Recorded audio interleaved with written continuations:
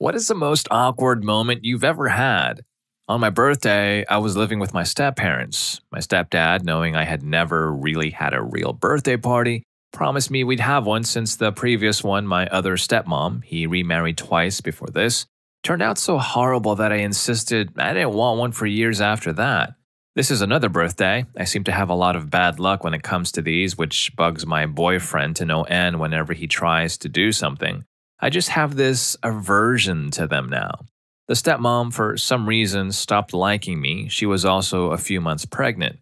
As it was getting close to my birthday, my stepmom became progressively more and more angry at me. I found out why later, but at that time, she was nitpicking everything, even stuff I didn't do. At one point, my stepdad forgot to hang a washcloth from the tap, so she took it when it was soaking wet, stuffed it into my laptop, and closed said laptop. Thankfully, a bin of rice and 72 hours of it being turned off resulted in no damage. On my birthday, I woke up to find her sick and complaining of worse than usual cramps. Eventually, it got so bad that we took her to the hospital. After waiting a few hours, the doctor came out and told us that she had taken something that induced a pregnancy loss. The doctor then took us into a room where there was a psychiatrist and a counselor. They explained that they wanted to keep her under observation for the next few days. They explained it to my stepdad, who eventually told me that she did it because it was my birthday. She didn't want me to have one, apparently, so she did it to get attention. The party was canceled, and I locked myself up in my bedroom, going over all the things I might have done wrong to make her hate me so much, considering that back in January we seemed to be really on good terms. We laughed and talked about a lot of stuff. We had family outings. Maybe my grades weren't good enough. Maybe I did something to upset her. I still don't know. After a few days, she came home and demanded that she and my stepdad go out to a resort to relax without me. I was a bit upset, and when my stepdad came in and told me he'd have to cancel the party again and that I wouldn't be having one because it upset her too much, I got angry and started yelling. My grandparents, living down the street, let me stay for the evening with them so I could cool off. But out of nowhere, my stepdad pulled a quote-unquote party in the backyard. There was a grocery store cake and some family members came over at the last minute. I really appreciated it, and I felt kind of bad because my stepdad had to deal with my stepmom and me being angry, so he was stuck in the middle of it all. Out of nowhere, though, my stepmom came down to join the party as we were cutting the cake. She immediately screamed that I couldn't be trusted with a sharp object and demanded that it be taken away from me. She went on for several minutes with various family members telling her off before she broke down and started crying about how everyone was against her. So I handed the knife over to my grandpa. After this, we were opening gifts, and for every gift she didn't like or want me to have, she made some massive excuse about why I couldn't have it. Eventually, I was told to leave my own birthday party because my stepmom wanted to talk to my family alone. It turns out she just wanted to sit and have beers with them. After they found out she didn't want to talk about anything important, my family members came into the house and hung out with me a little more. My stepmom, so upset by this, flipped the table in the backyard, threw all the dishes and food on the ground, and demanded everyone leave the house, which I had to clean up after, by the way. My poor stepdad, though, I feel horrible. He had divorced several times before this, and I was the closest thing he had to a son. He wanted to try and make this relationship work, so he allowed himself to become whipped and broken. It was the most awkward thing in the world to be told I wasn't allowed to be at my own birthday party. The whole situation was awkward and horrible. Now every time there are family get-togethers, me and my stepmom act like nothing's happened, but there is this air of awkwardness and hate. She's apparently calmed down much more now that she's on meds and even has a kid now that the both of them are raising very well. She, however, insists that I can't call her my sister, which makes it even more awkward. Yeah, so this was incredibly awkward and extreme. Like, holy crap, what a stepmom. Actually, sounds like OP has a bad history of having bad stepmoms. Can anybody guess what he might have wished for after blowing out the candles on his birthday cake? Story 2. I dated a girl for like 3 years in college and lived with her for 2 of those years. Her father had never liked me and never really talked to me. I was a year older, and after graduating, I stayed behind for a year to live with her while we figured out our future. The week of her college graduation, her extended family was in town to celebrate. They had 2 fancy dinner reservations 2 nights in a row. Work prevented me from going the first night, which I was invited to, and the second night I hadn't been invited. My girlfriend called her aunt, who had made the reservations, and was told it was an oversight, and of course I could come. The night of the dinner, my girlfriend's mom and dad show up to pick her up, and I walk out with her and we get in the car. Her parents were obviously whispering very quickly with each other as I walked to the car and then said, so you're coming? We only had reservations for a set number. My girlfriend explained how the aunt added one to the reservation and we got in the car and started driving. My girlfriend had brought along some picture albums to show from a trip and they were too big for the back seat where we were, so we stopped a ways down the road and I got out and put them in the trunk. As I got out of the car, I saw that the father was talking very fast to my girlfriend and her mom. I got back in and the father started driving super slow. Finally, he stopped at a stop sign, put the car in park, turned around and looked at me. He said, "Hey, this is a family dinner. You aren't family. You weren't supposed to be invited." I sat there in silence for what seemed like forever, but was probably like 15 seconds. I said, so should I get out of the car? He said, yes. I got out and he sped off and I walked home. So to finish the story, they never made it to dinner. My girlfriend stuck up for me and her father yelled at her. He said she had to break up with me or he'd never speak to her again, and he was the kind of guy to follow through on that sort of thing. He had already cut ties with most of his family for stupid reasons. The next day, she graduated from college, came home, and broke up with me. Oh, and it wasn't very far that I had to walk back, maybe a mile. Anyway, in hindsight, the father had made her promise not to date anyone and to focus on her studies, so he hated me before he met me, and that was pretty evident from the moment I met him. The conversation that happened in the car very well may have been the most he'd spoken or looked at me since I started dating his daughter. He literally wouldn't give me the time of day. His wife was just a shell of a human being. She couldn't think or act without asking him and basically just parroted whatever he said. It was actually really sad. My ex and I kept in touch for a couple of years after. We are still Facebook friends, but have not talked in a couple of years. I'm happily in love with an amazing girl who I've been dating for over 2 years, and I'm very glad things have worked out the way they did. I wish I had done something incredible or noble or just something when all the stuff went down, but it happened so fast that I was just numb and shell-shocked by the entire thing. I walked home, called my buddy up, went to his place, had some beers, and played Medal of Honor. Story 3. I used to babysit when I was in high school. It was her birthday and her dad invited me. I bought her a stuffed snakes and she was into snakes and some helium balloons. I showed up a few minutes early in case the parents needed some free babysitting while they set up. When I got there, nobody was there except the mom and the kid, so I played with her and supervised while the mom ignored my existence, which was cool since she scared me anyway. About an hour went by and things were getting a bit awkward. Nobody was showing up and I was in their house being in the way. But leaving now would be rude, so I waited around. Finally, the kids and family showed up. The kids were upstairs and all these adults were sitting around the living room. Nobody acknowledged that I was there. I smiled and tried to say hi, but people just kind of looked away. So I stood in a corner by the stairs waiting to be thanked so I could leave. About another hour went by, and I was just standing right there in the corner of the room about 5 feet away from everyone, awkward as heck. The dad showed up and he stood right next to me, staring into space and sipping a beer. I tried to chat with him, but he just nodded and stared off into space, ignored by the rest of the people as well. Finally, I was thinking, forget this, so I announced I had to go. Everyone just stared for a second, then turned away. So I just walked out of their house. No thank you, no bye, no hello, no offer of food or drink, no offer to sit down. Yeah, that's super awkward. I guess the dad invited him or her to take some of the pressure off? Who knows, but the dude was just staring off into space anyway. After something like that, would you go back to babysitting for them? For me, I'd think twice about it. Story 4. 5 years ago, I had to have back surgery after a collision with an intoxicated driver. My mother had never liked my girlfriend of 4 years very much, my college-educated, well-mannered, non-substance dependent girlfriend. I think it all stemmed from the fact that she used to come visit me in college at PSU. I'm assuming she didn't like her sleeping in the same room as me. So the day of the surgery, my father took me to the hospital for the procedure. As we were waiting, my mother and my sister showed up, and very shortly after, my girlfriend showed up. My mother very audibly said, "What's that woman doing here?" My girlfriend, being the bigger person, didn't say anything in retaliation. but I did see her eyes start to tear up.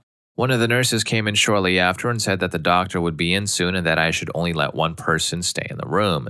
Everyone else should leave. My dad, sister, and girlfriend all reached for their coats so they could leave the room. My mother expected me to say she could stay, and I said, I'd like my girlfriend to stay.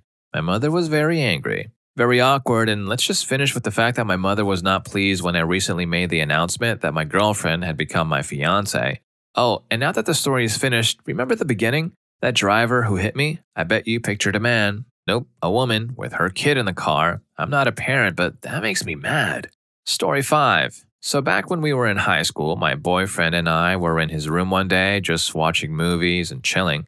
His mom walks in and asks to talk to him. They both went out into the living room and she proceeded to rant at him about how it wasn't normal for us to spend so much time together and how she didn't like that we had been in his room all day. Meanwhile, I was alone in his room and could clearly hear the whole conversation. I gathered my nerves and all my stuff, walked out to them and said, Matt, I'm going home. Would you like to come over to my house? The mom interrupted with, we're actually having a conversation here. So I just said goodbye and walked out the door. His sister, who suspected a conflict had been initiated by me, then chased me out of the door screaming, you witch, you ruined my family. I was pretty shocked by this and didn't respond and just got in my car and drove home. A few minutes later, my boyfriend showed up to apologize for his family. A few minutes after that, there was another knock on the door, and his mom had followed us to my house and asked to talk to him outside. He told her to go home. This all happened a few months before we both moved away to university, so I just didn't go to their house again. We're now in our 20s and still together. His family is still crazy and he agrees. Luckily, we now live 5 hours from them. Story 6. I was currently dating a Pakistani girl. I was over at her house watching a movie when I jokingly mentioned that she owed me $20. She did. Normally I wouldn't care, but I needed gas money. This escalated and we had a little argument. We were just silent for a while, which is normal for us when we have an argument. We just shut up and let it pass.